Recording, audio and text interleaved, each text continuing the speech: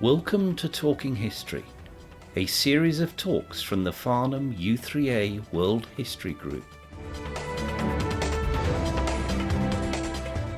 The views expressed in this talk are representative of the views held at the time of the material being discussed. They do not necessarily represent the views of the speaker, the Farnham U3A World History Group, nor the team at the Mr. T podcast studio. In this talk, entitled The End of the Great War, David Simpson tells us about the key players and the major events leading up to the armistice.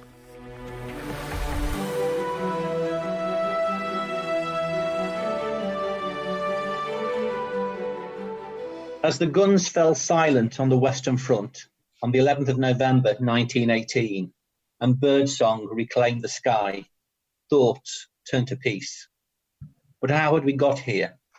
What sort of peace would satisfy both the vanquishers and the vanquished? What diplomatic machinations could deliver on the promise that the Great War was truly the war to end all wars? I've split this talk into two presentations. Today I will summarise the situation across the last few months of the war, focusing primarily on the political dimension, but with some military history. Then I will move on to the road to the armistice, before finishing on a review of the state of the world post 11th of November 1918. Next time, I will take you through the peace process itself. This will be followed by a review of the Treaty of Versailles, looking at its major provisions, seeing how the treaty was received in its own time, before giving an historical perspective 101 years on. Just a quick word on the timeline. There are multiple trails on the road to peace, and some occur simultaneously.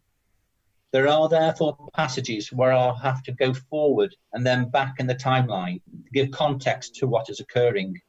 This will mean I mention certain events on numerous occasions, as they are key to several different pathways. I hope this does not confuse, but rather helps to place each pathway in its historical context. Also, a note on the nomenclature of the First World War. As you can see from this slide, it was fought between many nations, but for shorthand I have used allies for the Entente powers of Great Britain, France, Russia, Japan, etc. While for Germany, Austro-Hungary, the Ottoman Empire and Bulgaria, I have used the term the Central Powers. So, on with the talk. November 1918, 10:58 a.m. Chaumont-devant-Danvilliers, northern France. For Private First Class Henry Gunter, the last minute of the war was coming too quickly. For you see, PFC Gunter was one of the 2 million American soldiers over there, and he was in search of redemption.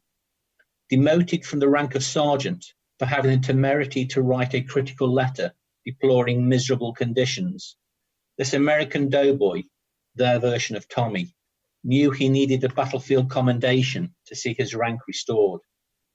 So, at 10:59 a.m., in a vainglorious attempt to see his stripes returned, he set off on a solo bayonet charge towards a pair of German machine guns. As he broke cover on that damp morning, his compatriots looked on in utter disbelief. The sergeant in charge of his platoon screamed at him to stop. The Germans opposite, rather than open fire, instead shouted warnings and tried to wave him away, all to no avail. Gunther carried on, the blood pumping, his mouth dry, dreaming of redemption. Lifting his rifle, he began to shoot. Reluctantly, the Germans gave a shrug of despair and returned fire. Gunther died instantly. Reputedly the last soldier to die in action on the Western Front, Gunther was but one of 11,000 casualties on that last day of the war. As an aside, the US Army posthumously restored his rank as sergeant and awarded him a divisional citation for gallantry in action and the Distinguished Service Cross, a reward more for stupidity than bravery, I fear. While Private Gunther is reputedly the last soldier to die in action on the Western Front during the Great War, He was not the last soldier to die, as any visitor to the many military cemeteries across all the conflict zones will bear witness.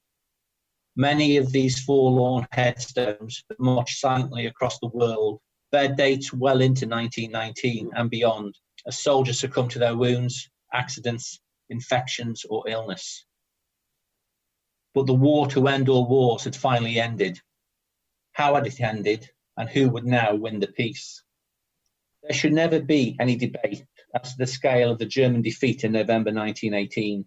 The German army had been routed by the merciless application of battlefield mathematics. Superior numbers, plus greater military resources, plus far superior tactical flexibility equals overwhelming victory. But victory for the Allies in November 1918 seemed but a dream when in March 1918, the Germans unleashed Operation Michael. They made rapid gains, measured in miles, not the usual blood-stained yards. It almost won them the war. Almost. Braving the initial onslaught, the Allies had been driven back 40 miles, but they had not been broken, and the Germans had not achieved any of their strategic objectives.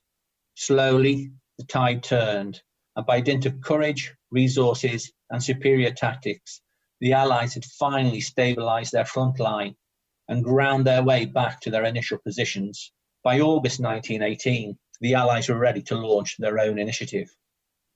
The senior Allied military commanders, Allied Supremo Ferdinand Foch and Field Marshal Sir Douglas Haig, foresaw victory in late 1918 as paramount. The German army was in retreat. The naval blockade was biting by strangling Germany of supplies. The rest of the Central Powers were failing everywhere, and rumours were circulating of domestic unrest across Germany. If victory not now, when? The politicians wanted to wait for what they thought was an easier path to peace in 1919.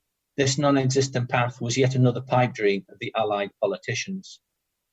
Peace in 1919 would have been even more hard fought than any peace in 1918, with many more deaths.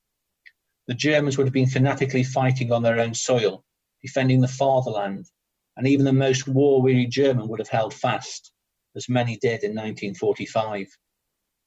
Also, another 7 or 8 months of war, leading to the real potential of significant political unrest at home. And even if the Allies had simply waited in place for the 2 million American troops to become trained and ready for the offensive, then it would not have saved that many lives. The British Army alone could have lost approximately 20,000 more men just by the natural attrition rate for an army of 3.8 million through accident and illness in that 7-month period. Far better to fight in 1918 when the Germans were at their weakest, with growing talk of revolution in Germany. And so fight we did in a rapid series of massive Allied attacks which finally ended the First World War. Germany's final defeat can be traced back to the 8th of August 1918. On this day, Field Marshal Sir Douglas Haig initiated the 4-day Battle of Amiens that marked the turning point in the war and signalled the beginning of the 100-day offensive, as it became known, that would finally sound the death knell for Germany. By the end of that day, the Allies had taken 17,000 prisoners and 330 artillery pieces. Total German losses were estimated to be 30,000 men, while the Allies had suffered just 6,500 killed, wounded, and missing. General Erich Ludendorff, deputy chief of the German General Staff, called the 8th of August the blackest day of the German army. It was the beginning of the end. Through August, September, October, and November, the Allies, spearheaded by British and Empire troops, launched attack after attack on the German lines. From Amiens to the Somme, the Allies outfought, outmaneuvered, and outsmarted the German army. The Germans eventually retreated to the Hindenburg Line and beyond. On a personal level, the Battle of Saint-Quentin saw members of my family in the desperate fight for the Canal of Rickerville as part of the 137th Staffordshire Brigade.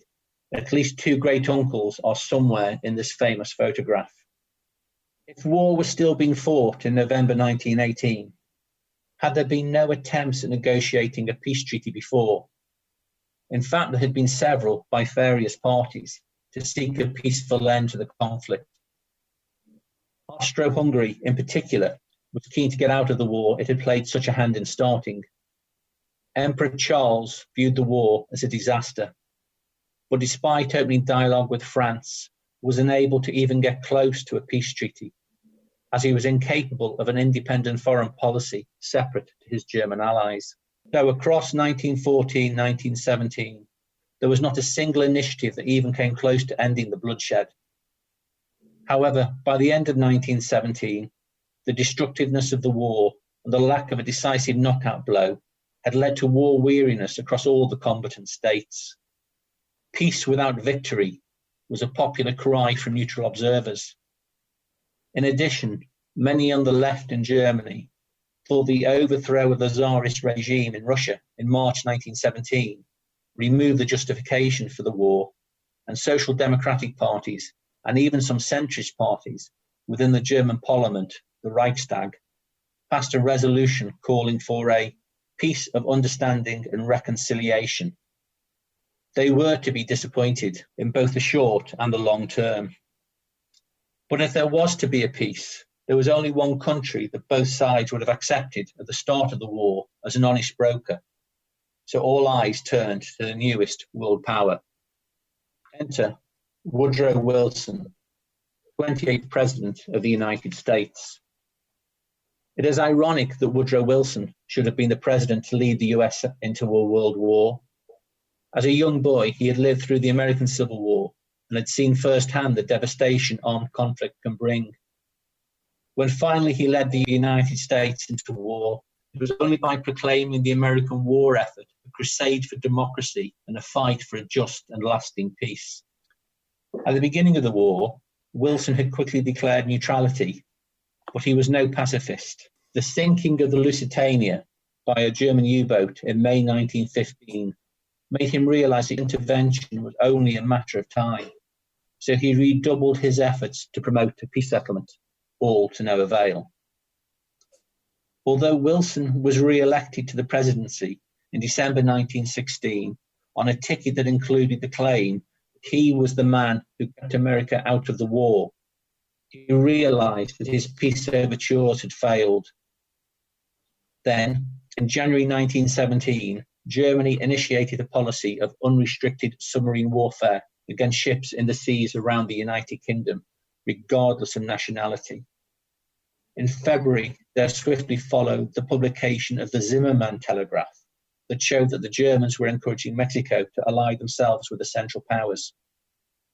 Wilson was convinced that Germany was now engaged in a commercial war against the US. So rather than the man who kept America out of the war, Wilson became the man who led America into the war. His speech requesting congressional approval to declare war on 2nd of April 1917 was couched in terms making it clear he was not entering the war in pursuit of national interest or territorial gains, but for purer motives.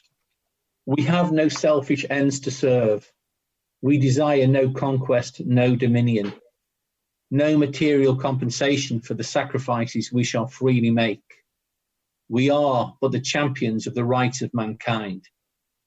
We shall be satisfied when those rights have been made as secure as the faith and freedom of the nations can make them. America would march into Europe and remake it in accordance with principles of democracy and justice. Its ethical foreign policy would end war forever. Ironically, this passionate liberal then introduced compulsory military service and draconian press censorship. Wilson, while supporting the Allies, was always semi-detached. He never agreed a joint policy with David Lloyd George, Prime Minister of Great Britain, or Georges Clemenceau, President of France. The US would fight its own war for its own aims. Wilson idealism, though, concealed his commitment to overthrow German militarism, which Wilson blamed for causing the war. In part, to seize back the moral high ground, after Lenin urged combatant countries to pursue a just and democratic peace, Wilson outlined in a speech to the US Congress on January the 8th, 1918, his principles for a peace negotiation to end the Great War. These principles became known as the 14 points. The first 5 were the overarching principles that Wilson was endeavouring to introduce to the world stage. Firstly, open and transparent covenants of peace, which would put to an end to the alliance system that had escalated the start of World War I.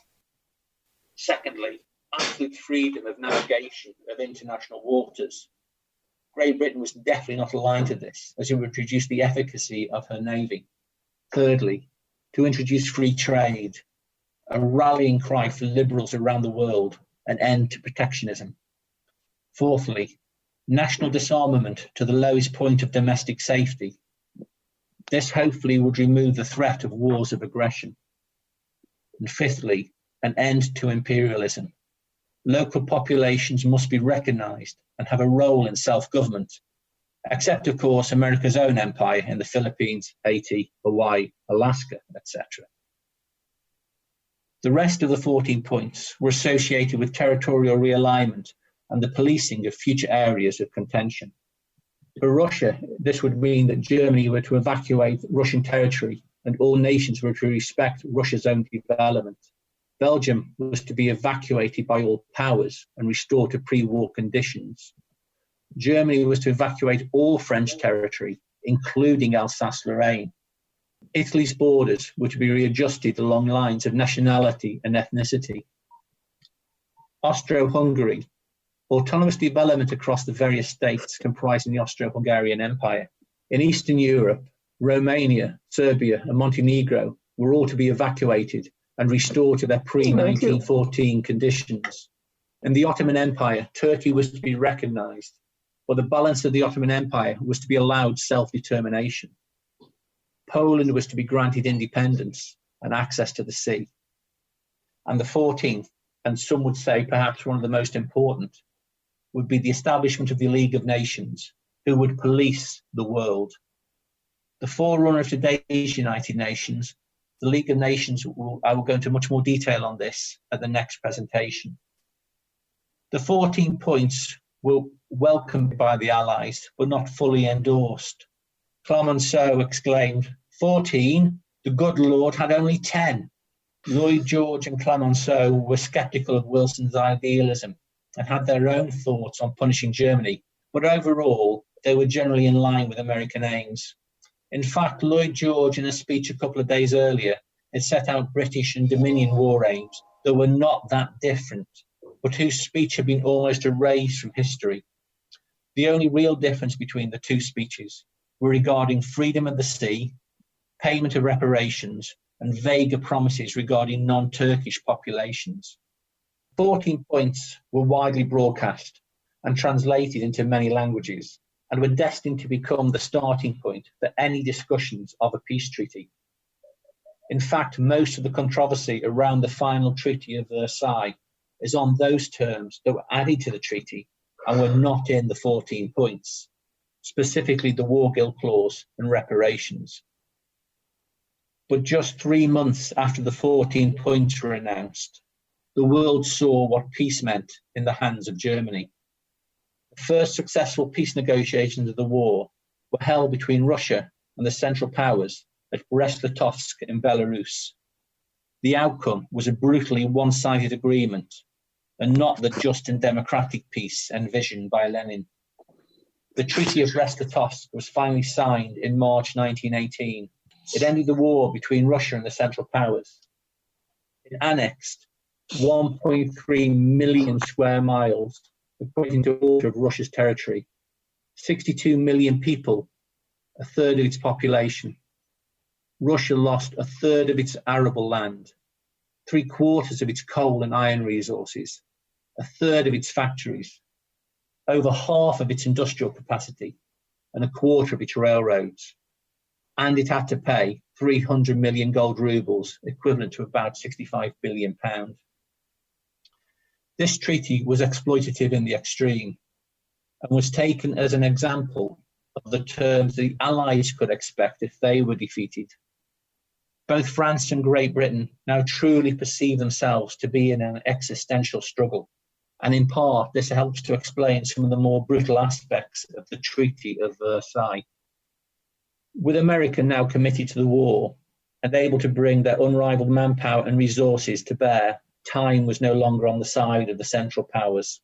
As the Allies advanced on the Western Front, Germany also suffered the collapse of the other Central Powers, defeat for Turkey and Palestine, Bulgaria and Macedonia, and Austro-Hungary and Italy, led to the southern flank of Germany's alliance system unravelling, and with the increased attacks of the 100 Days, Germany was no longer capable of military intervention to save its allies.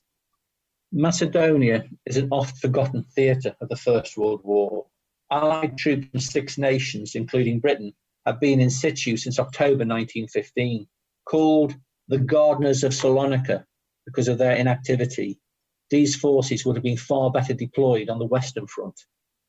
However, everything changed in June 1918, when the French general Franchet d'Espèrey, that's Desperate Frankie to his English allies, became the theatre commander. By mid-September, the Bulgarians were suing for peace, and an armistice came into force on September the 30th, 1918.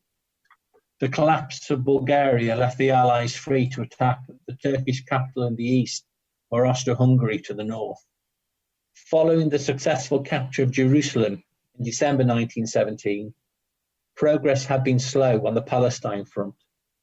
General Allenby had slowly built up his mixed force of British, Australian, New Zealand, South African and Indian troops, alongside the Arabs led by T.E. Lawrence and Faisal bin Hussein. But by September, Allenby was ready to launch his new offensive. On the 19th, the attack went in at Megiddo, the actual Armageddon of biblical fame. And by the 20th, the Turks and Germans were on the retreat, harried by cavalry and armoured cars. Meanwhile, Lawrence and his irregulars captured Deira and crossed the Jordan. By the beginning of October, Lawrence and his Arabs entered Damascus. The Turks were now under pressure on 2 fronts, and without more support from Germany, were facing imminent defeat and the loss of their capital, Constantinople.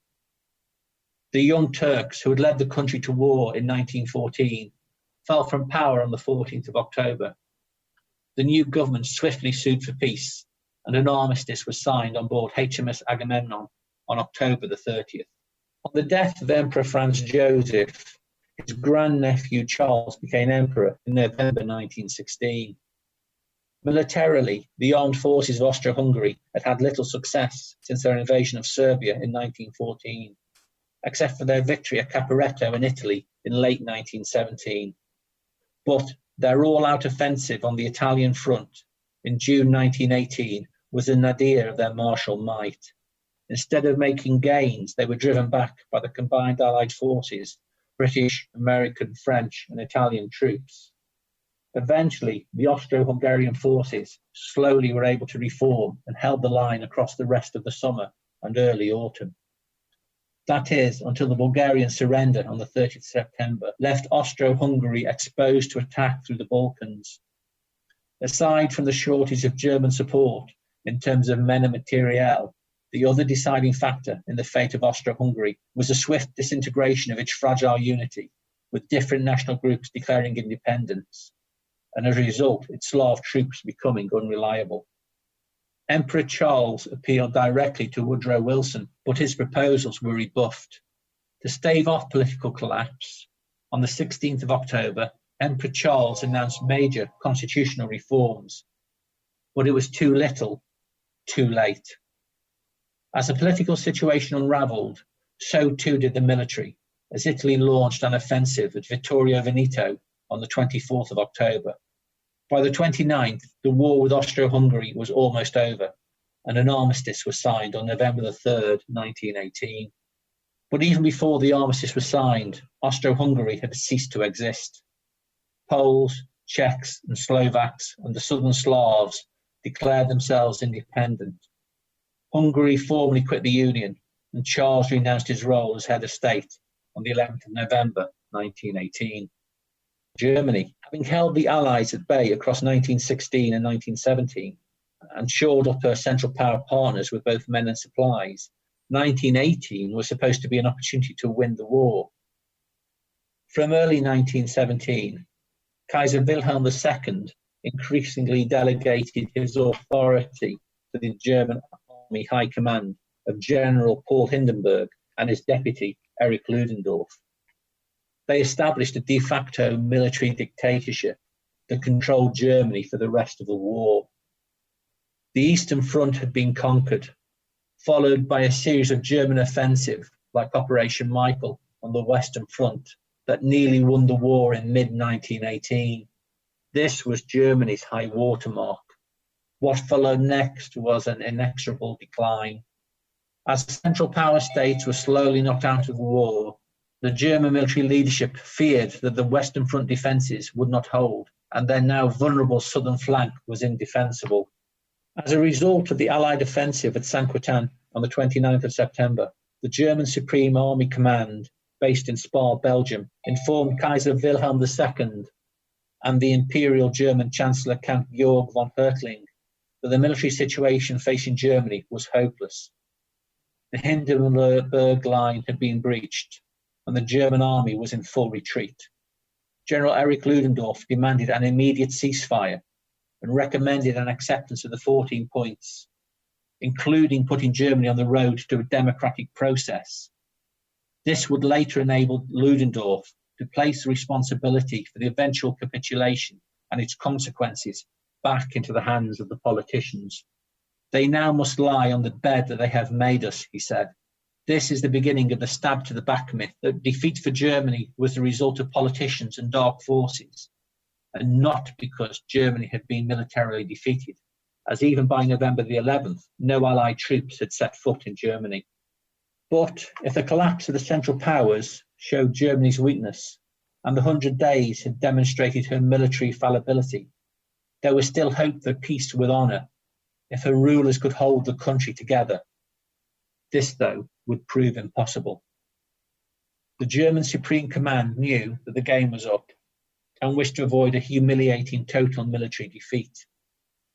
They therefore began to seek ways to lure the Allies into a premature armistice. It was self-evidently not in the Allies' interest to end the war with Germany still possessing an intact army and give it time to resupply, rearm itself, and potentially restart the war. The German High Command hoped they could appeal to the liberal humanity of President Wilson. By requesting terms based on the 14 points, they hoped it would leave the German armed forces intact, the Kaiser still on his throne, and German territory free of foreign occupation. The Germans' first move was to show their democratic intentions by appointing as Chancellor the moderate conservative Prince Maximilian von Baden as head of a liberal civilian government. For the first time in its history, the German government was to be representative of the majority of the Reichstag, including members of the Social Democratic Party and Zentrum, the Catholic Party. Detailed evaluations of both the political and military situation persuaded Maximilian that continued fighting was hopeless.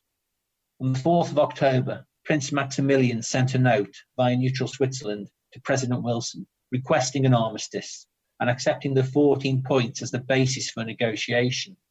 Wilson was initially inclined to accept the proposal and prepared a request for the Germans to merely withdraw their forces from occupied territories as a prelude to an armistice. When the utter folly of this was pointed out to Wilson by Foch and Haig, he had to stiffen his position. In this, he was helped by the sinking of the Irish ferry RMS Leinster on October the 10th, killing 564 people. It was sunk by German U-boat 123. Wilson now demanded an end to submarine warfare, plus real steps to the establishment of a functioning German democracy. Maximilian now had no choice but to suspend all U-boat activity and push through reforms to make Germany a constitutional monarchy. On the 23rd of October, Wilson finally made it clear that in order to obtain an armistice, Germany would have to surrender and the Kaiser would have to abdicate. Wilson now handed over the task of formulating the precise terms of the armistice to the Allied military commanders. On the Western Front, the historical resilience of the German army sprung once again to the fore, and there was no longer any prospect of an immediate military collapse. Hindenburg and Ludendorff, therefore, no longer supported the need for an armistice and expressed their outrage at the Allied terms. So on the 24th of October, Hindenburg and Ludendorff ordered the German armies to fight on to the end. The German government, aware of growing domestic political unrest, were aghast, and 2 days later fired Ludendorff. Hindenburg now knew the war was as good as over, as he had lost his grip on the civil authorities. Meanwhile, the German people, who had been kept in the dark about the latest news from the front, were thrown into utter confusion by the prospects of defeat. The liberalisation of Germany under Maximilian had included the release of political prisoners and the introduction of some degree of freedom of speech. Racked by hunger and shortages, sacrifices deemed acceptable when victory seemed in their grasp, German cities now seethed with unrest. The left-wing parties in the Reichstag advocated the overthrow of the Kaiser, while the far-left Spartacus League, led by the newly released Karl Liebknecht and Rosa Luxemburg, agitated for a revolutionary upheaval to establish a socialist state. On October the 28th, the German Admiralty ordered the High Seas Fleet at Wilhelmshaven to put to sea for a last encounter with the Royal Navy's Grand Fleet. This was a serious misjudgment. The German Admiralty had totally misread the mood of the ratings. Blockaded in port for most of the war, poorly fed, and alienated by the arrogant officer class, the German sailors were in no mood for a death or glory sortie. They refused to sail. The mutiny quickly spread to the port city of Kiel, which was taken over by revolutionary sailors' councils modelled on the Russian Soviets. Through the first week of November 1918, the uprising spread. Workers, soldiers, and sailors' councils took control of several cities across Germany. In Munich, Kurt Eisner of the Independent Socialist Party declared Bavaria a republic. German-based army units stripped their officers of insignia and arms. But on the Western Front, discipline held, and the German troops fought on. An armistice was still required. So, on the night of the 7th of October, the German delegation travelled through Allied lines for a face-to-face negotiation. Before agreement was reached, however, the German Empire ceased to exist. On the 9th of November, as upheaval reached Berlin streets, where soldiers and workers fought on both sides, Prince Maximilian handed the chancellorship to the moderate social democrat Friedrich Ebert. It was announced from a balcony of the Reichstag that the old and rotten monarchy has collapsed. Long live the German Republic. Kaiser Wilhelm II was at the German military headquarters at Spa in Belgium when he was informed by his own high command that the German army would not fight to keep him on the throne. He fled with his personal entourage across the Dutch border and went into exile in the neutral Netherlands, where he lived until his death in 1941. Efforts to turn Germany into a revolutionary socialist state failed. An uprising in Berlin, led by the Spartacus League, was viciously suppressed in January 1919, resulting in the murder of both Karl Liebknecht and Rosa Luxemburg. Germany emerged from the war years as a centre-left Weimar Republic. It lasted for 14 years before the rise of Nazism consigned the world to more carnage. But we digress. So now we must return to early November 1918 and the search for an end to 4 bloody years of bloodshed. On the night of November the 7th, the German delegation, headed by the respected politician Matthias Erzberger, travelled through Allied lines for a face-to-face armistice negotiation. Their destination, a train siding in the Forêt de Compiègne in eastern France. Awaiting their arrival was the supreme command of the Allied armies, Marshal Ferdinand Foch, and other Allied officers. The terms to be offered were brutal and breathtaking, and not in line with the anticipated package of terms the Germans thought they would be offered as part of a just peace, as outlined in the 14 points. The terms offered, there were 5 in total, was that Germany was to immediately withdraw all its troops from France and Belgium. More controversially, they were also to withdraw from Alsace-Lorraine, which was, of course, not part of France, but German sovereign territory, if only for the last 50 years. German territory on the west bank of the Rhine would be occupied by Allied troops. Allied troops would also hold strategic bridgeheads on the eastern bank. Large quantities of military equipment and surface warships would be handed over to the Allies, and most controversially, the naval blockade of Germany would continue until a full peace treaty had been signed. These terms were both brutal and humiliating.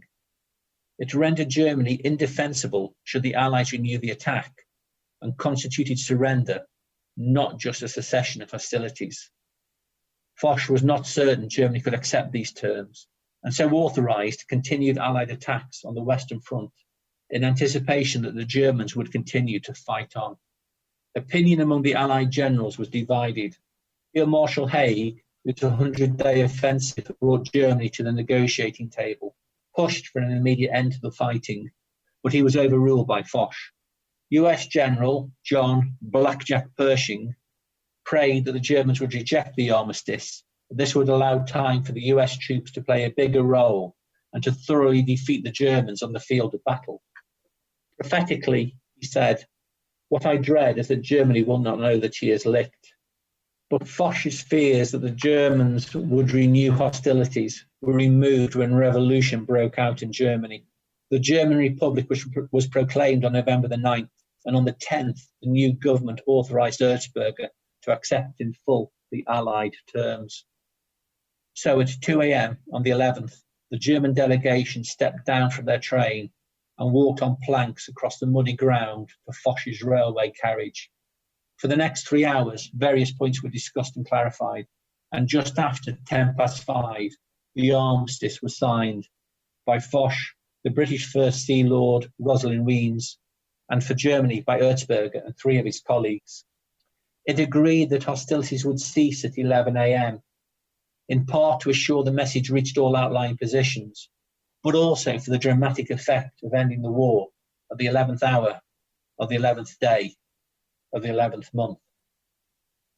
It was a dramatic effect that resulted in approximately a further 11,000 casualties, including 3,000 deaths. The war continued until the last moment. Allied troops were ordered to secure key strategic points ahead of the ceasefire, while German troops, for the same reason, were charged with holding those positions. All would be vital at the forthcoming peace conference. The Americans were the most aggressive. 3 years later, the party, they wanted to make up for lost time. As the watches on the officers' wrists changed to 11 o'clock, the order was given to cease fire. An eerie silence descended all along the front. As the guns fell silent, reactions were mixed. On the front line, in the advanced trenches, there was no sudden fraternisation between the opposing sides, such as had been witnessed at the Christmas truce of 1914. Instead, the Allied soldiers maintained a watchful vigilance and held their position in anticipation of any violation of the armistice by their foes opposite. Meanwhile, those troops out of the line in the rear positions swung wildly from either quiet contemplation to riotous celebration with the local population. Far away from the battlefields, the scenes in London, New York, and Paris were ecstatic with massed crowds. Elsewhere, the singing and dancing degenerated into mass disorder, especially in Chicago and Melbourne. But more often than not, there were well-behaved street parties, as families awaited the return of loved ones, even as notifications of deaths continued to drop on unsuspecting doormats. There was no rejoicing in Germany. Shock and bitterness were widespread. They had thought, and had been led to believe by the authorities, that Germany would win the war, that their army could not be beaten. In a hospital, one German soldier, while recovering from injuries sustained during a gas attack, described his anguish at the realization that all the hard years of fighting had all been in vain. The soldier's name was Adolf Hitler, and his reaction to the experience of defeat was widespread, and a common narrative began to spread that the German army had not been defeated, but had been stabbed in the back by a combination of politicians, socialists, and Jews. The war was over. A fragile peace was in place.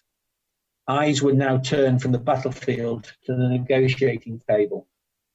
If anyone thought that would be an easy path, they would soon be disabused of that notion. But that is for my next talk. For now, we need to review the state of the world of late 1918 and early 1919. Peace broke out, but things were far different from the carefree world of 1914. After 4 years of modern warfare, the world was left devastated. As we have seen, a series of armistices had ended the war across various fronts, even if it took several weeks for the news to filter to the furthest flung battlefields in places such as Africa. These armistices also ended those empires that had found themselves on the losing side. The German Empire, the Austro-Hungarian Empire, and the Ottoman Empire were consigned to history. But as old empires collapsed, new states appeared. States such as Poland, Czechoslovakia, and the Kingdom of Serbia, Croats, and the Slovenes that eventually morphed into Yugoslavia. Meanwhile, in the former Russian Empire, a civil war was raging that would cast a shadow over any peace talks. After the fighting stopped, the world faced a daunting transition to peace. Malnutrition and disease killed millions, while political disorder and continued armed conflict blocked recovery in many places. Soldiers returning home were often disorientated by the experience of war, and a diagnosis of post-traumatic stress disorder was nearly a century away. In total, World War I cost the lives of approximately 10 million military personnel. Overall, the losses were heavily concentrated in younger males, the so-called lost generation. In fact, our military losses as a percentage of the population are about half of that of France and Germany, 2% versus 4%. However, the lost generation title is not just in the number of deaths, but also in the various degrees of disability, both physical and mental. In addition, the loss of an only son or daughter, the loss of a future prime minister, scientist or engineer, all had an impact on the world. When you add in approximately 20 million soldiers wounded across the world, you begin to see the full horror of the war. And these are just the military casualties. While civilian deaths on the home front were relatively low, approximately 2,000, but with a further 14,000 merchant seamen, across the world the numbers are numbing. Approximately 3 million died due to military action, while a further 7 million died of malnutrition and disease as a direct result of the conflict. In Serbia, the losses are truly staggering. 50% of all adult males died during the 4 years of war, both military and civilian. 20 million killed by the hand of man. But nature now decided to show how pitiful man really is by unleashing the worst pandemic in centuries. It is, of course, a misnomer to call it the Spanish flu, as its origins are almost certainly not in Spain. The Spanish flu is, of course, particularly relevant these days, but there is not time today to give it more than a passing glance. The Spanish flu pandemic of 1918-1919, it infected an estimated 500 million people worldwide, about a third of the planet's population, and killed an estimated 20 to 50 million people, with approximately 250,000 killed in the UK, including my own great aunt and uncle, and I assume many relatives of those listening today. The flu was first observed in Europe, the United States, and parts of Asia before swiftly spreading around the world. At the time, there were no effective drugs or vaccines to treat this killer flu strain. Citizens were ordered to wear masks, schools, theatres, and businesses were closed, and bodies piled up in makeshift morgues before the virus ended its deadly global march. A chilling reminder.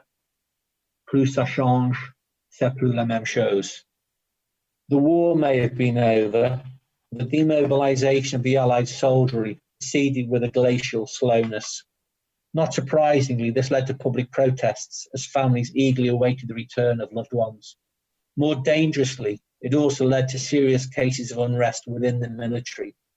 And at Kinmel camp in North Wales, in March 1919, 2 days of riots involving Canadian troops resulted in 5 dead and 25 charged with mutiny, resulting in some mutineers receiving a 10-year sentence. The slowness of the demobilisation wasn't just a case of bureaucratic inefficiency, but the real worry the army commanders faced was that until the full implementation of the armistice and the final peace treaty had been signed, They had to keep their army in the field in a state of readiness, lest the German army began to march west once again.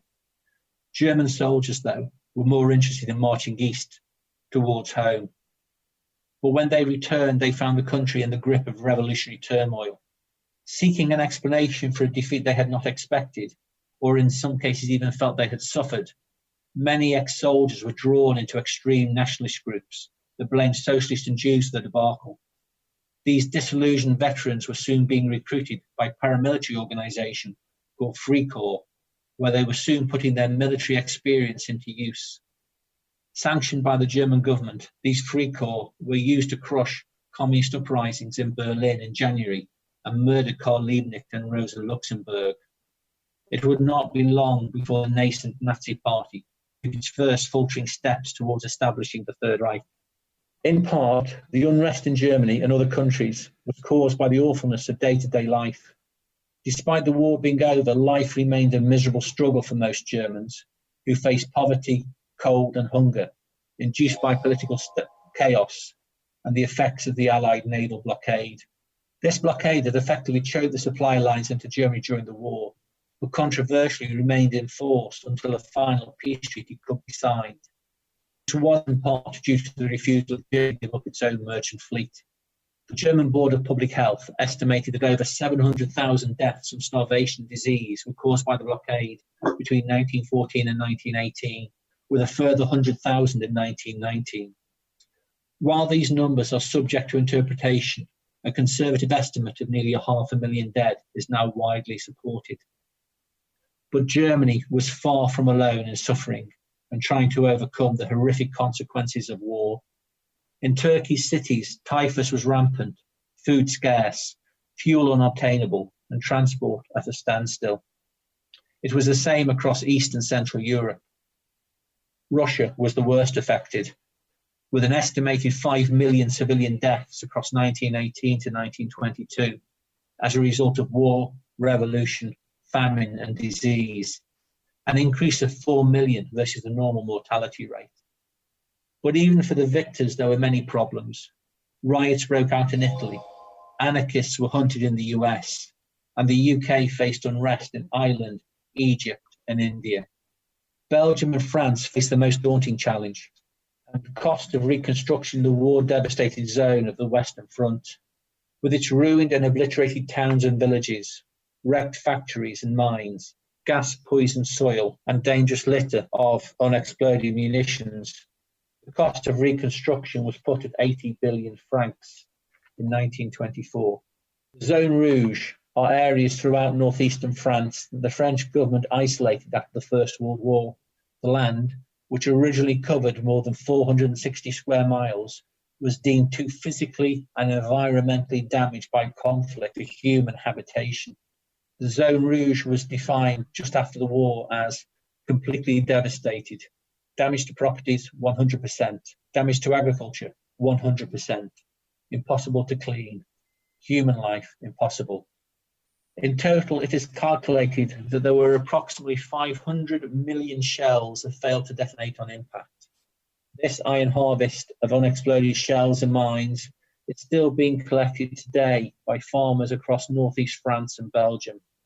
The sum alone generates close on 25 tons a year, and it is forecasted to take 500 more years before it will be cleared. Clearing World War I battlefields has cost hundreds of lives, and the Belgian bomb squad alone has lost 23 lives since it was formed in 1946.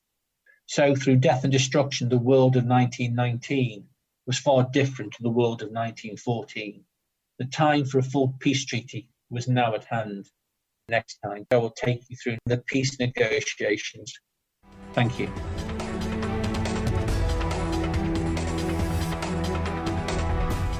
This podcast has been produced by the Mr. T Podcast Studio in association with the Farnham U3A World History Group. Thank you very much for listening to this talk.